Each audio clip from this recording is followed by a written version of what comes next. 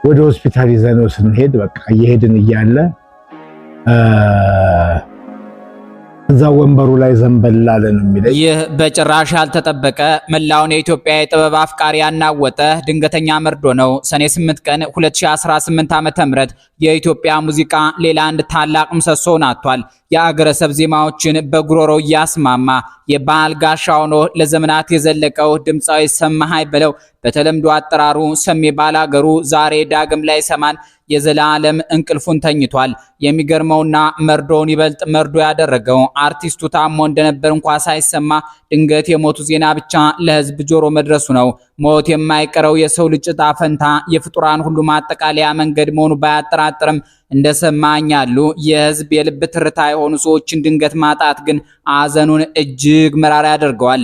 ከቅርብ ጊዜ ወዲህ በሰማሃይ በለው አካላዊ ገጽታ ላይ ሰፊ የሰውነት ክብደት መጨመር ወይም መወፈር ይታይበት እንደነበር የቅርብ ወዳጆቹ ይናገራሉ። በዚህም ምክንያት የጤና ሁኔታ ያሳሰባቸው የቅርብ ሰዎቹ ክብደትን ተቆጣጠር፣ የጤና ሁኔታን በቅርበት ተከታተል በማለት በተደጋጋሚ ይመክሩትና ይወተውቱት ነበር። ሆኖም ግን እሱ በተለያዩ ቴሌቪዥን ቃለ መጠይቆች ላይ በነፃነትና በልበ ሙሉነት እንደሚናገረው ከሆነ ክብደቱ ከፍ ብሎ 115 ኪሎ ግራም ቢደርስም ፍጹም ጤነኛ እንደሆነ ያምን ነበርም። ምንም እንኳን ወፍራም ሆኜ 115 ኪሎ ግራም በሆነም ፍጹም ጤነኛ ነኝ እያለ ይመልስላቸው ነበር። ነገር ግን የሰውነቱ ውፍረት ከውስጥ የሚያስከትለው የጤና መታወክ ድንገት ሲቀሰቀስ አይታወቅም። አርቲስቱ በድንገት በጠና ታሞ ካረፈ በኋላ ሐኪሞቹ ውድ ሕይወቱን ለማትረፍ ከፍተኛ ጥረትና ድካም አድርገው ነበር።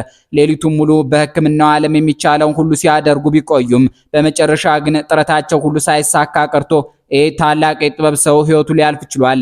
ታላላቅ የጥበብ ሰዎች መድረክ ላይ ሲጨፍሩ በደመቀ ፈገግታ ህዝብን ሲያዝናኑና መድረኩን በብርሃን ሞልተውት ብናያቸውም ከጀርባቸው ስላለው የግል ሕይወታቸው ስለሚገጥማቸው የውስጥ ጭንቀትና ሰቅጣጭ የጤና ሁኔታዎች እኛ ማወቅ አንችልም።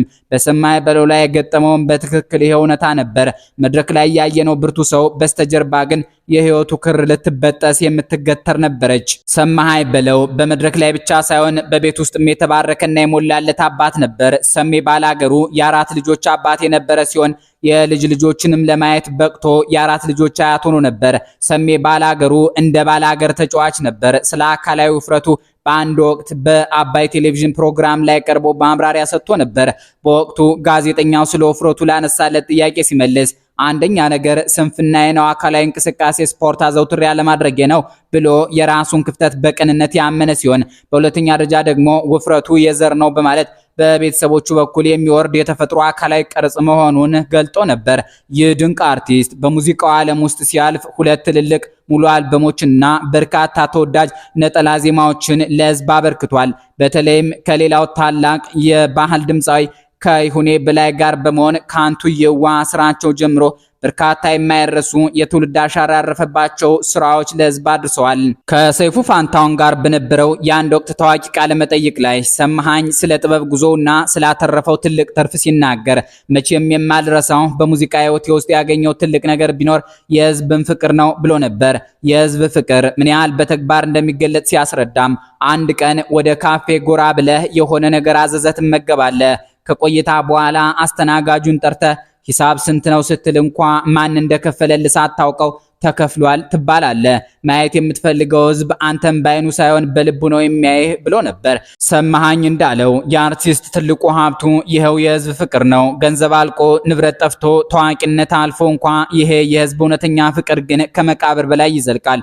ይህንን ታላቅ ሀብት ያተረፈው ሰማሃኝ ግን ዳግም በአካል ላይ ሰማን እነሆ ሰኔ 8 ቀን 2018 ዓ.ም ለዘለዓለሙ ተለይቶን ሄዷል። በህይወቱ ውስጥ አንድ ጥያቄ በተደጋጋሚ ይነሳለት ነበር። ሙዚቀኛ ባትሆን ኖሮ ምን ትሆን ነበር የሚል። ይህ ጥያቄ ሲቀርብለት የሰማሃኝ ምላሽ በጣም ፈጣንና ቁርጠኛ ነበር። በእርግጠኝነት እኔ ሙዚቀኛና ሙዚቀኛ ብቻ ነኝ ነበር መልሱ።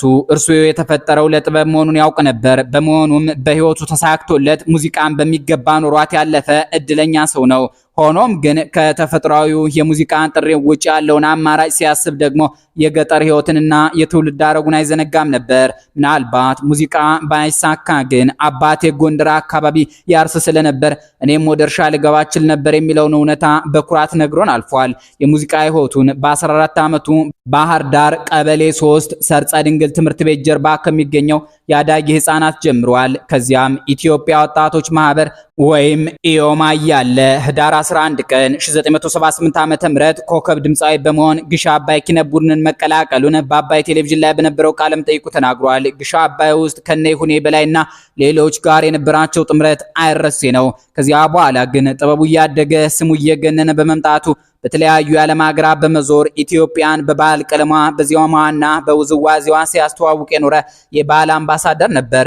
ዛሬ እሱ በአካል ቢለየንም ከመቃብር በላይ ሲዘከሩ የሚኖሩ ድንቅና ዘመናዊ ሽሬ ስራዎቹ በከፍታ ላይ አሉ። ባላገር የሚለው ቃል ሲነሳ ከሰማይ በለው ጋር መቼም ቢሆን ላይለያዩ በጥብቅ ተቆራኝተዋል። ስሙና ህይወቱ አንድ ላይ ተዋህደዋል።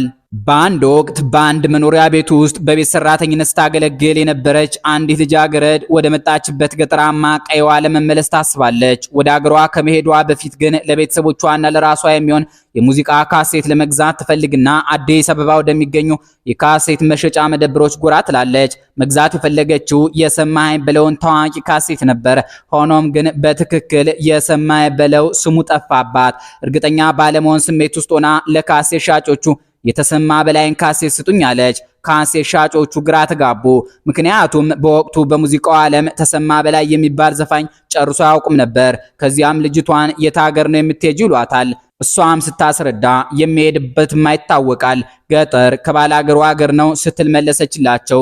ሻጮቹ በቅጽበት ትውስት አላቸውና ልጅቷ የፈለገችው የሰማኸኝ በለውን ካሴት እንደሆነ ወዲያውኑ ገብቷቸው ካሴቱን አውጥተው ሰጧት። የሰማኸኝ በለው ዝና በገጠርም በከተማም እንዲናኘ ነበር። ህዝቡ ስሙ ቢጠፋው እንኳ ከባላገሩ ጋር አያይዞ ያገኘው ነበር። እንዲህ ነበር ሰሜ ባላገሩ። የሰማኸኝ በለው የትዳር ህይወት ለብዙዎች አርያ የሚሆን ድንቅ ታሪክ አለው። ባለቤቱ ወይዘሮ ገበያነሽ አባተ ትባላለች። እትዬ ገበያነሽ የባህር ዳር ከተማ ተወላጅ ስትሆን ከሰማኸኝ ጋር 4 ልጆችን አፍርታ 4 የልጅ ልጆችንም ለመሳም በቅታለች። በትዳር ዓለም ውስጥ ብቻውን ከ35 ዓመታት በላይ በአብሮነትና በታማኝነት ኑረዋል። ፍቅራቸው የጀመረው ገና በልጅነታቸው ከትምህርት ቤት ጀምሮ ነበር። ያ የትምህርት ቤት የልጅነት ፍቅር እስከ እድሜ ልክ ዘልቆ ለዚህ ታላቅ ትዳር በቅቷል። ሰማኸኝ ስለ ትዳር ስኬቱ በአንደበቱ ሲናገር አንድ መቼም የማይረሳ የህይወት መርህ ጥሎ አልፏል። ትዳር ላይ ሁልጊዜ ጠዋት ጠዋት የምትዋጥ አንዲት መድኃኒት አለች። እሷም ትዕግስት ትባላለች። ትዕግስት ከሌለ ትዳር አይቀጥልም። አይደለም ሰው ከሰው እግር እንኳ ከእግር ይጋጫል የምትል እንዲህ የሚለው ሰማኸኝ በማንኛውም የትዳር ግጭት ውስጥ በትዕግስትና በይቅርታ ሁሉንም የህይወት ውጣ ውረዶች ማለፍ እንደሚቻል በተግባር ያሳየ ታላቅ የቤተሰብ ሰው ነበር። ሰማኸኝ በለው ይሁኔ በላይና ሌሎች ጓደኞቻቸው ጋር በመሆን በኢትዮጵያ ቴሌቪዥን በቀረበው የበኩር ስራቸው ላይ አንቱዬዋ እነሱ እኮ ልጆች ናቸው ይጫወቱ በጊዜያቸው ብለው እንደተጫወቱ ይታወሳል። ሰሜ ግን የዚህን ዓለም ጨዋታ ሳይጨርስ ከጓደኞቹ ከአጫዋቾቹና ከአድናቂዎቹ ተለይቶ ወደማይቀረው የሞት ዓለም ሄደ። ይህ አንቱዬዋ የተሰኘው እጅግ ተወዳጅ የሙዚቃ ቪዲዮ የተቀረጸው በአዲስ አበባ በዝነኛው ጊዮን ሆቴል ጀርባ በሚገኘው መናፈሻ ውስጥ ነበር። ያኔ ብሔራዊ ሎተሪ ለመጀመሪያ ጊዜ የዞን ሎተሪን ያስተዋወቀበት ታሪካዊ ጊዜ ነበር። ለማስታወቂያው አጋዥነትም የባህር ዳሩ ግሽ አባይ ኪነት ቡድን በክብር ተጠራ። አንቱዬዋ የተሰኘው ዘፈን በኢትዮጵያ ቴሌቪዥን በተደጋጋሚ ታየ። ይህ ስራ በህዝብ ዘንድ እጅግ ከፍተኛ ተወዳጅነትን በማትረፍ ለነሰማኸኝና ለነይሁኔ በላይ በሙዚቃ ዓለም ውስጥ የማይተካ ታላቅ ሚናን የተጫወተ የስኬታቸውን በር የከፈተ ታሪካዊ ስራ መሆን ችሏል። ብዙዎቻችን ሰሜ ባላገሩ እያልን የምንጠራው የሰማኸኝ በለው ቅጽል ስም እንዴት እንደመጣ እርሱ ራሱ በአንደበቱ የተረከው ታሪክ እጅግ አስደናቂ ነበር። በአንድ ወቅት በአዲስ አበባ ካዛንቺስ አካባቢ መኪና እያሽከረከረ ሳለ አንድ ክስተት በትኩረት ይመለከታል። አንድ ቁምጣ የለበሰ ከጎጃም የመጣ አዳጊ ሎተሪ አዟሪ መንገድ ላይ የቆመውን አንድ ሰው ሎተሪ ግዛኝ እያለ ይወተውተዋል። ያም መኪና አጠገብ የቆመ ሰው ለሎተሪ አዟሪው ልጅ የት ሀገር ልጅ ነህ ሲል ጥያቄ ያቀርብለታል።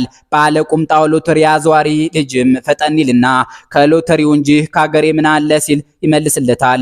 ያም ጠያቂ ሰው በልጁ ምላሽ እየተገረመ አይ ባላገር ይለዋል። በመኪናው ውስጥ ሆኖ ይህን ሁኔታ በትኩረት ይከታተል የነበረው ሰማኸኝ ወዲያውኑ የልጁ ወኔና ባላገር መባሉ ውስጡን ይነካዋል። በቦታው ላይ ሆኖ እስክሪብቶና ወረቀት ያነሳና አፈር ለሚበላው ለሚበሰብሰው ለዚህ ፈራሽ ገላ ቁምጣ መቻነሰው በቁምጣዬ እኔ እንደኋላ ፍር ብባል ባላገር ሲል ግጥሙን ይከትባል። ይህ ግጥም ወደ አስደናቂ ባህል ሙዚቃ ተቀየረ። ውብ የቪዲዮ ክሊፕ ተሰራለት። ስራው በአገር አቀፍ ደረጃ እጅግ ዝነኛ ሆነ። ሰማኸኝም ከዚያች ቀን ጀምሮ እስከ ሕይወቱ ፍጻሜ ድረስ ሰሜ ባላገሩ ተብሎ በህዝብ ልብ ውስጥ ኖረ። ዛሬ ግን ያ ባላገሩ ላይ መለስ ተጉዟል። አፈር ለሚበላው ለሚበሰብሰው ለዚህ ፈራሽ ገላ ቁምጣ መቻነሰው እንዳለው ፈራሽ ገላ ሆኗል።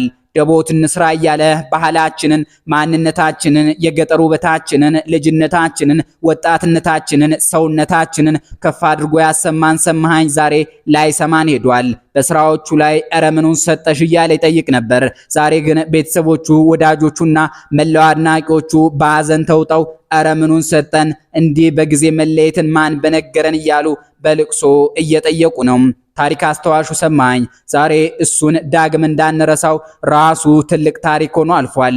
በዘፈኖቹ ውስጥ ኧረ በለው በለው አያ በለው በለው በላይ በልጅጉን ማናለው ስሙን ጎጃም ሽመሉን ማናለው ስሙን በላይ በልጅጉን ማናለው ስሙን እያለ የአገርን ጀግኖችና ታሪክን ቢያስታውስም ዛሬ ግን እሱ ራሱ በትውልድ ዘንድ ሁልጊዜ የሚታወስ ታሪክ ሆኗል። ሰማኸኝ ተራ ድምፃዊ አልነበረም። በዜማዎቹ ውስጥ ጥልቅ የሆነ መልእክትን ያካተተ ጥበበኛ ነበር።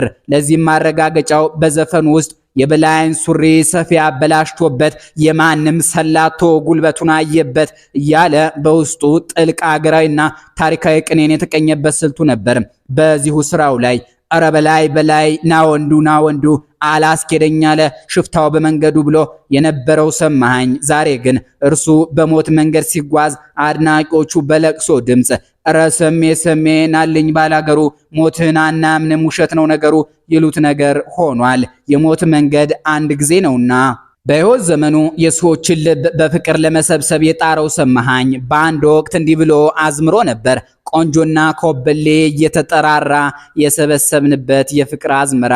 ሰሜ እንዲህ ብሎ ሰዎችን በፍቅር ቢሰበስብም ዛሬ ግን ያ የሰበሰበው ህዝብ ቆንጆም ኮበሌውም አሮጌውም አዲሱም ትውልድ የተሰበሰበው ለደስታ ሳይሆን ለዚህ ታላቅ የጥበብ ሰው የሐዘን እንባን ለማፍሰስ ሆኗል። የሰሜ ባላገሩ የስጋ አካል ቢለየንም ያ ያሰማን የባህል ድምፅና ከመቃብር በላይ የቆሙት ድንቅ ስራዎቹ ግን በትውልድ ልብ ውስጥ ለዘላለም ሕያው ሆነው ይኖራሉ። ለታላቁ የኪነ ጥበብ ሰው ሰማኸኝ በለው ዘላለማዊ ረፍትን፣ ለቤተሰቦቹ መጽናናትን፣ ለአድናቂዎቹ እንዲሁ የቀጣይ መበረታታትን ተመኝተን ተሰናብተናል። ሰናይ ጊዜ